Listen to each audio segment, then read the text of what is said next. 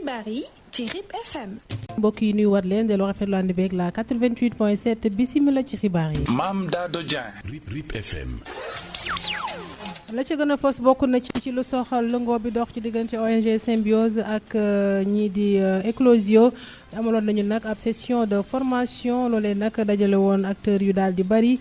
ci loolee nag bàyyeekoo ci gox yu bari te daal di wuute ngir rek leen a outillé ci li nga xamante ne nii rek moom mooy bonne pratique administrative dinañ ci ñëw ci les jotaayu xibaar ginnaaw loolu mbokk yi dinañ àddu it jëmale ci dogal bi nga xamante ne nii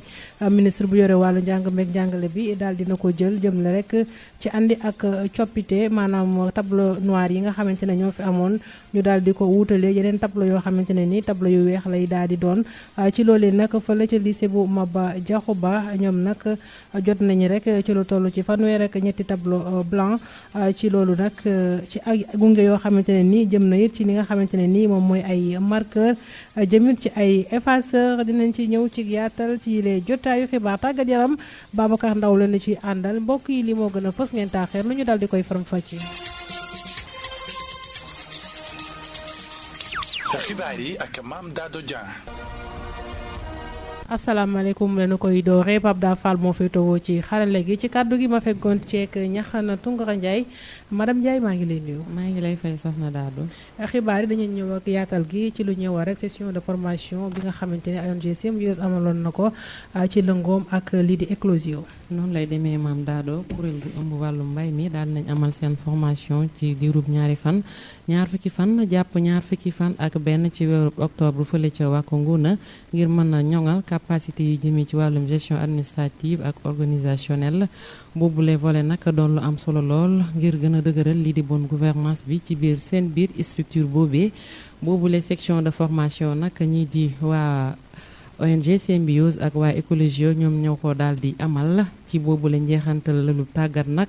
ñii di participants yi ñoom rafetlu nañ ko bu baax a baax waaye tamit di wax rek ne ñoom fas yéene nañ jël seen engagement ngir pratiquer xam-xam yi nga xamante ne jëlee nañ ko foofu nettali gi ñu ànd ak Cheikh Ibrahima Thiam. ci lëkkaloog ONG Symbiose ak Eclosio ñu amaloon ab formation mu dajale ay représentants coopératives yu bari ñu jugee ci ay gox yu fasantikoo li leen taxoon a jóg mooy former leen ci ay bonne pratique administrative si naka la ñuy téye ak saytu koppar Ndeye Nawela Thiaw di formatrice. ñaari fan yi ñu ngi woon ci arrondissement Wack Ngouna doon amal benn formation ci wàllu gestion administrative et financière maanaam yorinu kuréel yi ci wàllu administration mais aussi ci wàllu koppar yi nga xamante ne moom la ci wet ga Layine Cissé nekk baykat ci Ndarame Escale di gërëm formateurs yi ci gunge bi ñu leen gunge ba seen formation jeex. man dama nekk benn baykat boo xam ne dama judd ci mbay di bay ñii def pratique ñii def théorie ñu dajee pour ñu wan ñu lu nga xam ne moo ñu amal avantage kon ñun amuñ le mooy gërëm leen sant leen. Madou Bey di gestionnaire de base de données ci Wack Ngouna di wax ne formation bi ñëw na ci heure am. di wax ne formation bi ñëw na à son temps mais aussi manière bi ngeen ko defee baax na rafet na jekk na vraiment xéwal yeeg yëpp yemb na damay dénk participants yi rek mooy jàng da nga koy jëfee. bu ñu bàyyee ko fa nañ dem ñu appliqué. ci njeexteelu formation boobee ñi doon def formation bi di wane seen satisfaction ak seen i engagement ngir jëfe li ñu leen jàngal ngir suñu demee ci seen i dëkk. ñu jaajëfal ko bu baax moom Cheikh Ibrahima Thiam lii di nawet bi nag ci biir lii di njeexantali nawet bi nag ci biir réewum Sénégal daan nañ koy jàpp ci ñaareelu xaaju weeru octobre bi naam sax bu dee jaww ji soppeekuwul benn yoon mën nañ ci xaarandi it ay taw yu yamambaay fii ci département bu Nioro lii di taw yi ñu fi jot am nag daal dinay yemb bu dee sax yenn gox yi ñoom amuñu ni mel ki nga xamle moo di monsieur Arona Dia nekk chef station bu Nioro ci waxtaanam ak Mame Dado Dieng. taw yi nag doon am ak coppite ci gox yum ci manti doon ci loolu nag ay taw yu bari te am solo daal dinañu ko taataan ci département bu Nioro ci nawetu ren bile loolee nag ki ko xamle di monsieur Arona Dia di chef station météo bu Nioro. situation actuelle bi nan la nawet bi tëddee dëkk bu mel ni Ngentekaay Kër Madiabel Porokhane Taïba Niassène Santhi Thiamène ñu ngi nekk si bi li ñuy wax une situation normale Nioro Kayemor Dabali Darou Salam Oskoto ñooñu ñu ngi nekk si situation déficitaire soo jëlee dëkk bu mel ni Wakunguna Saboya Ndramé Escale Kër Maba yooyu dañ nekk si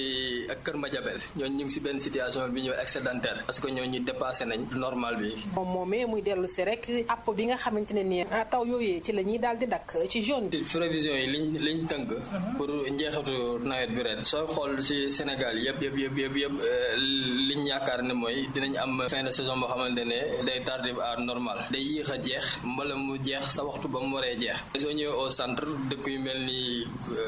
ñoom Kaolack ak Kaffrine ak Koungheul ak foofu yëpp ñu ngi xaar seen njeexitu nawet ñaar fukki fan si weeru octobre. boobu la tolluwaay waxal rek muy soñu ñi di baykat yi ngir rek ñu daal di bàyyi xel bu baax ngir xam dogal yi ñuy jël ci jamonoy ngóob gi ngir wëttandiku yenn perte yi. li gën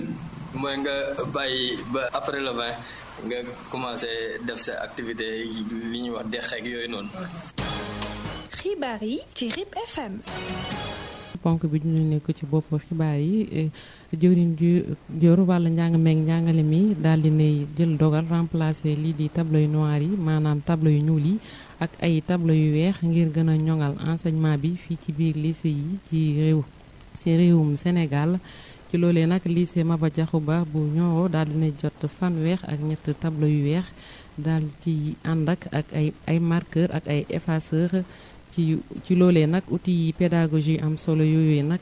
ab njëriñ la ci jëmee ko ci wàllum santé ci enseignants yi ak ñi di ndongo yi ci loolee nag personnel administratif bi moom yàlla na jël ay commande yokk li nga xamante ne moo di stock marqueur yi ak effaceurs yi ci biir lycée bi ci loolee dañ si ànd ak Adama Sène si waxtaanam ak monsieur Diagne proviseur bu lycée. si lu jëm ci ñoŋal condition njàng meeg njàngale mi ci lycée yu nekk ci biir réewum Sénégal ministre bu yor wàllu njàng meeg njàngale mi nag mooy fas yéene remplacer tableau yu ñuul yi ak ay tableau yu weex naka noonu nag lycée Maba Diakhou Ba bu Nioro jot na si lu yàggul lu tolloog 33 tableau yu weex ànd ceeg ay marqueur ak ay effaceur bu ñu sukkandikoo ci monsieur Diagne nekk proviseur boobule établissement. ren ministère dafa jël initiative remplacer tableau yi fi nekkoon muy ay tableau noir ministère yónnee ñu ay tableau yu weex di fanweeri salle la ñu am ak ñett yónnee nañ ñu fanweeri tableau ak ñett boole ci ay marqueur maanaam jumtukaay yi ñu ciy bindee ak yu ñuy effacer nous avons déjà fixé ces tableaux blancs donc ñu gis ne initiative boobu wax dëgg yàlla ñu ngi koy rafetlu bu baax a baax ci remercier les autorités de tutelle. ci boobule occasion nag proviseur bi di xam na rek ne yooyu les outils pédagogiques am na ay avantages yu bari jëmee ci jàngalekat yi waaye itam ci ndongo yi. tableau bu weex bi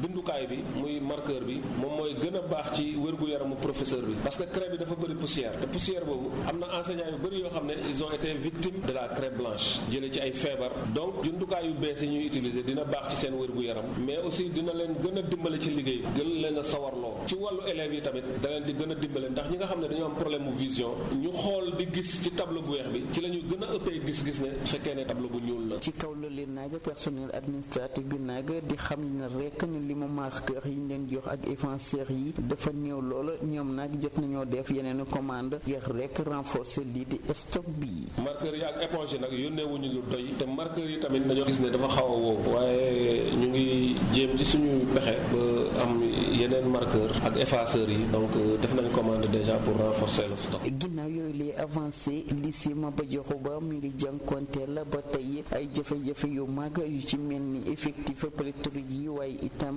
ñàkkum jàngalekat yi ñu nemmeeku ci ndorteelu année scolaire bi. ñu jaajëfal ko bu baax moom Adama Sène ñu wax rek ci Firipëri ñu koy ooyee fëgg jaay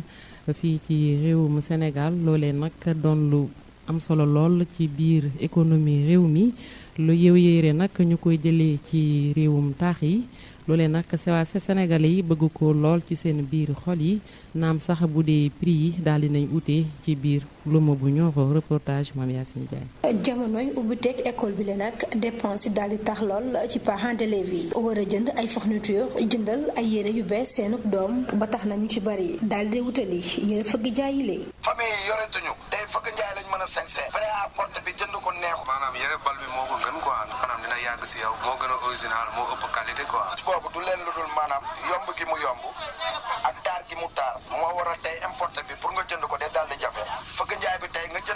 sol ko di ko sengse ba say sët sëtaati sët di ko sengse. ku ne xam ne bal dafa original saa yu ko fóotee muy gën a bees. mu bari lool ci luuma bu ñoroo nga xam ni dafay faxal du xumb lool njaayum fëgg jaay bi nag daal di fay bari lool teg si njëg gi daal di wutee. ñu ngi sant yàlla nag kiraay ñi ngi ñëw nawet ñu ngi si gis suñu bopp bu baax gars yi ñi ngi ñëw ñi ngi jëm ndax dañuy jaay ay bal dañuy jaay tubéy di jaay ay godi. waaw am na bénéfice kay maanaam am na bénéfice bu baax sax maanaam boo daggee bal après ñu trier ko xool lu si baax après lu si bon ñu tegee ko ne. waaw ñun moom suñu prix moom dañ koy wàntee rek yomb na 3000 la commencé 2000 1500 ba 1000 francs xam nga loolu yomb na. dañ koy daggee yenn saa ay 150 000 300 000 yooyu noonu jëm kaw. jaaykatu fëgg jaay yooyee nag seen ku jafe-jafe bokk na ci li nga xamante ne moom mooy taxi yi. seer rek seer daal def na ko moom al buñ sañoon état bi wàññi taxi yi daal fëgg jaay bi wàññee ñu daan jënd ay 90 000 lañ ko daan jëndee ki 100 000 léegi mi ngi ci 120 000 xam nga ne loolu seer la fi mu ne client bu taxaw soo ko wax bi mu daw dem. nag affaire yi nekkoon na taxi yi la ñuy cher ci kaw lu jóge ñu daal di wax ba tey rek ci wàllu njënd meek njaay mi jamono ji nag dañuy wax ci lii di wàllu njaayum jën bi ab doxantu nag ca luuma bu Nioro may ñu rek ñu daal di gis tolluwaayu jaaykatu jën ya ñu nekk nag ci ab jafe-jafe bu daal di doy waar loolee nag yóbbee leen sax ngir ñu matal seen versement yi doole da leen di rek nekk mbir mu doy tey rek lu ñu xamle mooy keesu jën bi nga xamante ne nii rek ñu ngi ko doon jënd jamono ji mu ngi ci diggante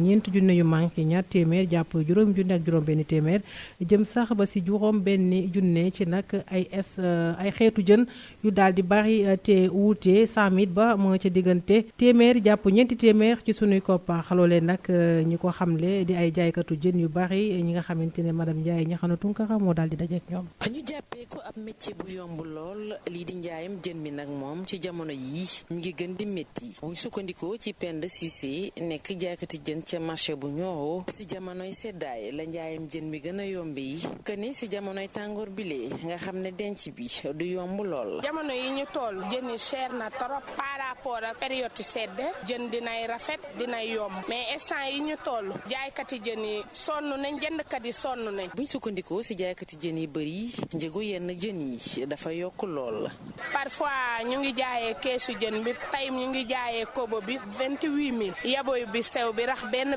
mërëg bu dijji ñu ngi ko jëlee 30000 te nekkatul keesu palaato keesu tefes si moom la ñuy nattalee. instant dëkk bi dafa dëgër lu daa ñuy jàppee noonu 1000 francs 2000 ba téeméer jën yi dafa métti instant yi ñu demee ne instant ñaaka pexe la. wallaay des fois ñu dañ koy jëndee marché géej comme tey gis bi des fois da ngay jënd gis mu nekk 19 pièces jaayee la ko 19000 yaa ngi dégg nga paasal ko mu ñëw ak sa paas yow ñu ne siy fay benn 1000 francs. ay jafe-jafe ñàkkul ca benn yoon. marché Nioro bi moom métti na torop ndugg bi cher na jëni cher bu nekkoon ne ndugg dafa yomb jën cher sax du garaaw mais lépp a cher a ndoor waaw nañ jéem a xoolaat daal marché bi pour defaraat ko xañ na bu marché bi nekkoon centrale de poisson dina xaw a tane parce que oto yi fi wàcc seen prix yi dafa xaw a métti te jën bi doy waar di nga gis jigéen boo xam ne dina am jafe-jafe versement toog këram beneen nawlem di koy yónnee jën ci suuf muy jaay loolu yëpp jafe-jafe fayu jën bi la. kees bi mu ngi jënd mu ngi ko sottee noonu mat ñaari pan waaye léegi kees bu ngeen def bu ngi sottee pan du fees mu glace kees lañ lay jaay. bu ñu sukkandikoo si jaaykati jën bile ba tey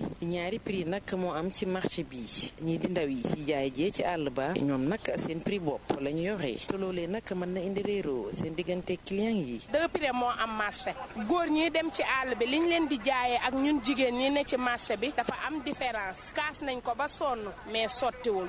dañuy buñ noppi ci jaaykati jën yi dañuy wéyle rek ci dawalkatu charrette yi foofu la ci luuma bu Nioro lii di métier boobee nag doon lu ñu nemmeeku lool fii ci réewum Sénégal waaye tamit daal di métti lool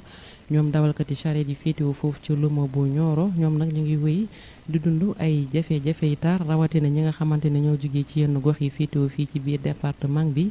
ñoom ñooñee nag ñu ngi leen di ay saaga la ñuy dund ak ay di leen beddi di leen waxal lu ne waaye terewul nag ñoom ñu ngi wéy di amal seen activité ci naaj bu tàng bi reportage soxna Khadija. ci luuma bu Nioro dawalkatu charrette yéen fa fekk ñoom ñooñee di amal seenub liggéey ci tàngoor wu métti métti lépp rek ngir dundal seenub njaboot waaye terewul ñoom ñooñee di xam ne ni seen liggéey ba ñu nga cee gis seen bopp. wax dëgg yàlla rek moom su ma ñëwee Nioro moom lu mu boni dana am lu ma frappé yóbbu kër. waaw yenn saa yi ma gis sama bopp moom yenn saa yi nag ma xaw a métti waaye dara kuy làmb moom du saa su ne mu neex. naaj bi la ñuy taxaw métti rek ba jant bi soo ñuy dem. ba tey ñoom dawalkatu charrette yooyee ñoom nag di xam ne ni dañuy jànkuwanteel ay jafe-jafe ñu mën cee lim ay jafe-jafe ci yoon wi ak takk der yi. ñun borom séréer yi daanaka jafe-jafe bi ñoo koy gën di indi li ñu koy indee mooy dañuy booxante quoi kenn ku ne da ngay njëkkalante loo xam ne nii su doo sa wasak doo si mën a jot mu indi loo xam ne coono la rek ordre bu nga xam ne moom leen fi war a teg teguñ ko fii quoi ndax fii daanaka kenn ku ne ni nga da ngay xooli la intéressé da nga siy dox loolu rek moo nekk liggéey boo xam ne moo si xaw a salte daal ñun ak borom oto yi ñu ngi mayante quoi borom séréer yi ñu ngi sooraale yow borom séréer bi da nga la gis koo xamante ni borom oto boo xam ne la may dawalee sax nekkul yoon mais yow nga taxaw bàyyi ko mu jàll waaw takk der na yenn saa yi ñu xaw ñu sonal tuuti waaye yàgg-yàgg rek ñu naxante ba génnaat ci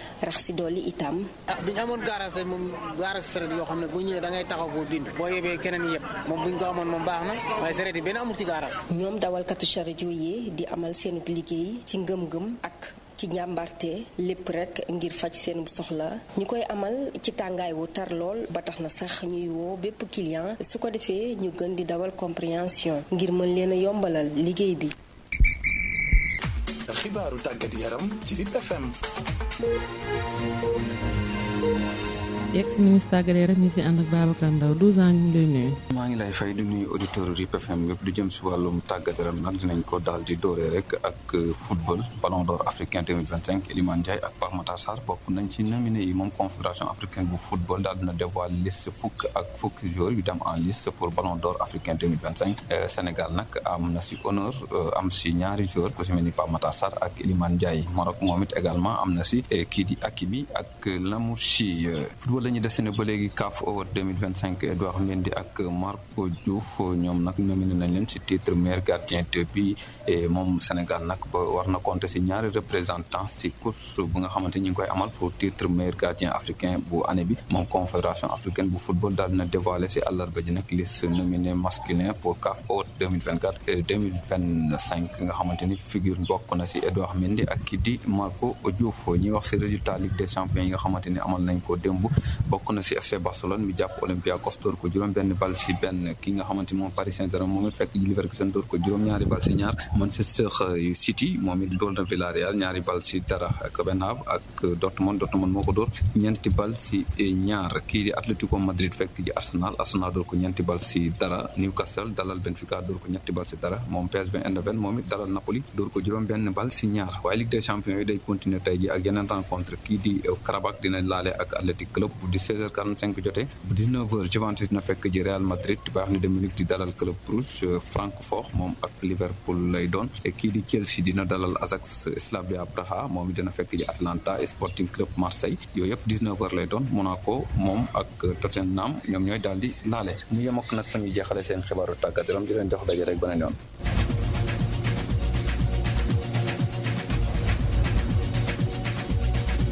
ñu sant ko bu baax moom Babacar Ndaw mbokk yi ponk boobu nag moo daal di buuxal yi lee jotaayu xibaar ngeen taaxee lu ñu fàttali leen li ci gënoon fës. RIP FM. Mame Dado Dieng. li ci gënoon fës bokkoon na ci lu soxal partenariat bi dox ci diggante ONG Symbiose ak ñii di Eclosio ab session de formation nag daal di nañu ko amaloon ci rek jëmee rek ci ñi teewaloon coopérative ba loolee nag bokk na ci rek ay bàyyeekoo ci ay localité yu daal di bari te wuute ngir nag daal di utee ñoo ñi nga xamante ne ñoom ñoo doon participant ya ngir rek jëmee ci lu ñuy wax bonne pratique administrative teewlu ngeen seen yëglu ci yëlee jotaayu xibaar ginnaaw loolu mbokk yi àddu woon nañu jëmale ci jëwriñ ju ñu dénk wàllu njàng meek njàngale mi gën a fas yéene gën a doole rek wàllu jàngale moom yi jëm rek ci soppi tableau noir yi di joxe rek ay tableau blanc ci loolee nag lycée bu Maba Diakhou Ba daal dina rek jot ci lu toll ci fanweer ak ñett ci tableau blanc yooyee gunge kook ay marqueur jëmit ci ay effaceur déglu ngeen yëpp lupp njiital kër googi di lycée bu Maba Diakhou Ba ci le jotaayu xibaar tàggat yaram ñu àndoon ceek Babacar Ndaw mbokk yi ponk boobu sax moo daal di buuxal yi le jotaayu xibaar ma feggoon ceeg ñaxana Tunkara Ndiaye ma gërëm ko sant ko bu baax madame Ndiaye. ma lay gërëm bu baax a baax madame Diop. mu ngoog Pape Dafar moo féete woon ci xarale ak jàppandal gi ab sa sow ñu leen di ñaanal jàmm del du ko sàkku ci yéen yàlla bi borom jàmm te ko mu jàmmal nga am jàmm yàlla na nu boole jàmm jërë ngeen jëf. RIP FM.